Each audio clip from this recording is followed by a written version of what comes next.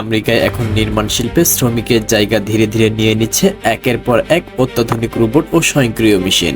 আর এই মেশিনগুলো কাজ দেখলে সত্যি আপনার চোখকে বিশ্বাস করতে কষ্ট হবে, কারণ এই মেশিনগুলো একাই এমন কাজ করছে যার জন্য আগে একাধিক শ্রমিকের প্রয়োজন হতো। কোনোটি দিনে হাজার হাজার ইট গাঁথছে, কোনোটি মানুষের বদলে রাতভর মাটি খুঁড়ে যাচ্ছে, আবার কোনোটি বিশাল বাড়ির দেওয়াল তৈরি করছে, তাও আবার মাত্র কয়েকজনের তত্ত্বাবধানে। আর সব থেকে অবাক করা বিষয় হলো এমন একটি মেশিনও রয়েছে যা নিজেই মাটির নিচে ঢুকে শক্ত পাথর কেটে সুড়ঙ্গ তৈরি করতে পারে, যেখানে আগে বিপজ্জনক পরিবেশে শত শত শ্রমিককে দিনের পর দিন কাজ করতে হতো, সেখানে এখন একটি মেশিনই সেই কাজ করে যাচ্ছে।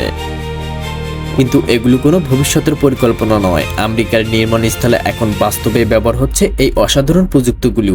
আর এই মেশিনগুলি শুধু শ্রমিকের ঘাটতি পূরণ করছে না, বরং নির্মাণ কাজের গতি, নিরাপত্তা এবং পদ্ধতি বদলে দিচ্ছে। তাহলে চলুন অন্তর্জালের এই ভিডিওতে দেখে আসি নির্মাণ শিল্পের আমেরিকার সেই আশ্চর্য 5টি মেশিন, যেগুলি শুধু ভবিষ্যতের নির্মাণ কাজের ছবি দেখাচ্ছে না, বরং ইতিমধ্যে বাস্তব পৃথিবীর নির্মাণের নিয়মটাই বদলে দিয়েছে। আপনি যদি আমাদের চ্যানেলে নতুন হয়ে থাকেন তাহলে ভিডিওটিতে লাইক দিয়ে চ্যানেলটি অবশ্যই সাবস্ক্রাইব করবেন, কারণ সাবস্ক্রাইব করতে কোনো টাকা লাগে না, এটা আপনার জন্য একদম ফ্রি। তো চলুন ভিডিও শুরু করা যাক। প্রথমে রয়েছে স্যাম 100। এটি এমন একটি রোবট যেটির কাজ দেখলে আপনি চমকে উঠবেন। একজন দক্ষ মিস্ত্রি যেখানে দিনে প্রায় 500টি ইট বসাতে পারে, সেখানে এই রোবট দিনে প্রায় 3000টি বসাতে পারে। অর্থাৎ উৎপাদন ক্ষমতার দিক থেকে এটি একজন মানুষের তুলনায় প্রায় 6 গুণ বেশি কাজ করতে পারে। স্যাম 100 একটি কনভেয়ার সিস্টেমের মাধ্যমে ইট গ্রহণ করে, এরপর তার রোবোটিক হাত দিয়ে প্রতিটি ইট তুলে নেয়, মশলা লাগায় এবং নির্দিষ্ট অবস্থানে বসিয়ে দেয়। তবে এখানে পুরোপুরি মানুষ বাদ পড়ে না, একজন মিস্ত্রি পাশে থেকে যে মশলার জোড়া ঠিক করে এবং প্রয়োজনীয় সমন্বয় করেন। অর্থাৎ একজন মানুষ যেখানে একা সারাদিন ইট গাঁথেন, সেখানে এখন মানুষ মূলত তত্ত্বাবধায়ক করে, আর রোবটটি করে অধিকাংশই পুনরাবৃত্তিমূলক কাজ। তাহলে এমন রোবটকে আপনি আগে কখনো দেখেছিলেন? কমেন্টে জানাতে ভুলবেন না। এবার দ্বিতীয় মেশিনটির কাজ সাধারণ মনে হলেও নির্মাণ কাজের এর গুরুত্ব বিশাল। এর নাম ডাস্টি রোবোটিক ফিল্ড পেইন্টার।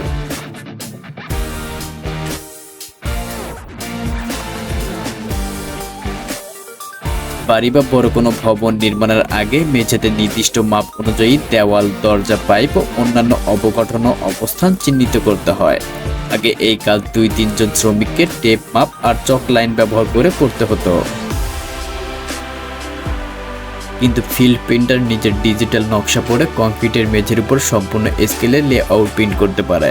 একটি মানব দল যেখানে এক শিফটে 8000 থেকে 15000 বর্গফুট এলাকা চিহ্নিত করতে পারে, সেখানে এই রোবট একই সময়ে প্রায় 40 থেকে 77000 বর্গফুট পর্যন্ত কাজ করতে পারে। অর্থাৎ ভাবুন, একটি ছোট রোবট এমন কাজ করছে যার জন্য আগে একাধিক মানুষের পুরো দিন সময় লেগে যেত।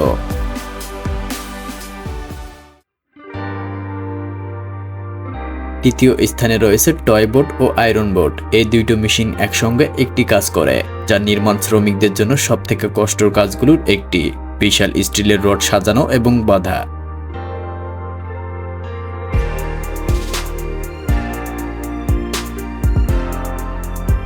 টয়বোট ক্যামেরা ও সেন্সরের সাহায্যে স্টিলের রডগুলো যেখানে একের অপরকে অতিক্রম করছে সেই সংযোগস্থল শনাক্ত করে, তারপর সেখানে স্বয়ংক্রিয়ভাবে তার পেঁচিয়ে শক্ত করে বাঁধে।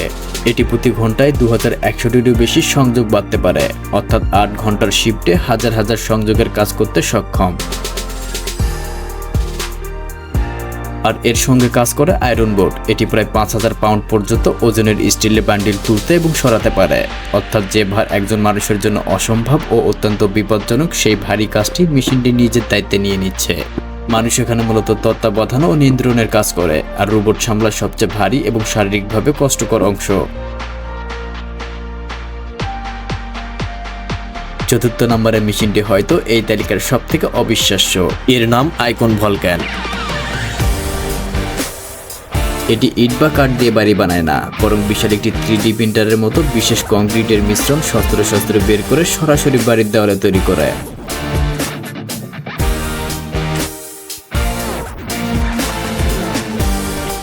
মাত্র 7 থেকে 10 মিনিটের মধ্যেই এটি প্রায় 2000 বর্গফুটের একটি একতলা বাড়ির দেওয়াল তৈরি করতে পারে। আর এই পুরো প্রক্রিয়া পরিচালনা করতে প্রয়োজন হতে পারে মাত্র 2 জন মানুষের। এই দুইজন শ্রমিককে সারাদিন ইট বহন করতে হয় না বা দেওয়াল তুলতে হয় না। তারা মূলত মেশিন সেট আপ করে, কংক্রিটের প্রবাহ নিয়ন্ত্রণ করে এবং পুরো প্রক্রিয়াটি পর্যবেক্ষণ করে। অর্থাৎ যেখানে ঐতিহ্যবাহী নির্মাণে একাধিক আলাদা আলাদা শ্রমিক দল কিংবা দীর্ঘ সময়ের প্রয়োজন হয়, সেখানে একটি বিশাল প্রিন্টার স্বয়ংক্রিয়ভাবে বাড়ির মূল কাঠামোর বড় অংশই তৈরি করে ফেলেছে।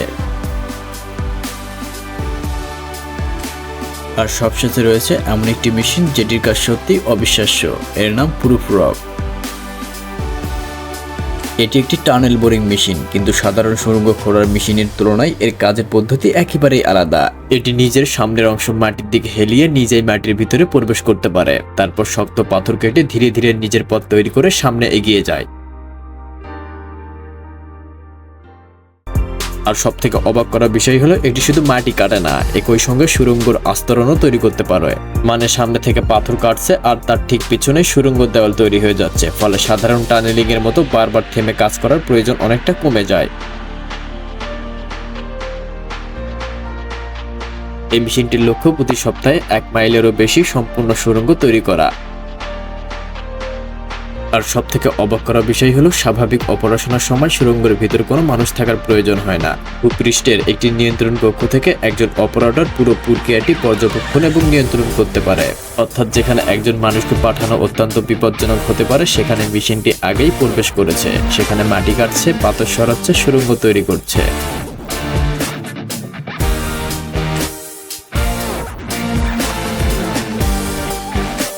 আর মানুষ নিরাপদ দূরত্বে বসে পুরো প্রক্রিয়াটি নিয়ন্ত্রণ করছে। এই 5টি মেশিনকে দেখলে একটা বিষয় পরিষ্কার হয়ে যায়, নির্মাণ শিল্পের ভবিষ্যৎ আর দূরের কোনো গল্প নয়, সেটি ইতিমধ্যেই নির্মাণস্থলে পৌঁছে গেছে। কেউ ইট গাঁথছে, কেউ মেঝেতে নকশা আঁকছে, কেউ হাজার হাজার স্টিলের সংযোগ বাঁধছে, কেউ বাড়ির দেওয়াল প্রিন্ট করছে, আবার কেউ মাটির শত শত ফুট নিচে সুড়ঙ্গ তৈরি করছে। তবে গুরুত্বপূর্ণ বিষয় হলো, এই প্রযুক্তি কি সত্যিই মানুষকে নির্মাণ শিল্প থেকে পুরোপুরি সরিয়ে দিবে, নাকি ভবিষ্যতের কর্মস্থলে মানুষ আর রোবট একসঙ্গে কাজ করবে? হয়তো ভবিষ্যতে নির্মাণ শ্রমিকদের হাতে থাকবে না কোনো ভারী যন্ত্র, তার সামনে থাকবে একটি কন্ট্রোল প্যানেল, আর তার নির্দেশেই কয়েকশো ফুট দূর থেকে একটি রোবট তৈরি করবে ভবন, সেতু কিংবা সুড়ঙ্গ, যার নকশা মানুষ তৈরি করেছে। প্রযুক্তি কোথায় গিয়ে থামবে সেটা হয়তো এখনই বলা সম্ভব নয়, কিন্তু একটা বিষয় নিশ্চিত, নির্মাণের ভবিষ্যৎ আসছে না, নির্মাণের ভবিষ্যৎ ইতিমধ্যেই কাজ শুরু করে দিয়েছে। যদি ভিডিওটা আপনার কাছে ভালো লেগে থাকে তাহলে চ্যানেলটি সাবস্ক্রাইব করতে ভুলবেন না। তো দেখা হবে অন্য কোনো ভিডিওতে।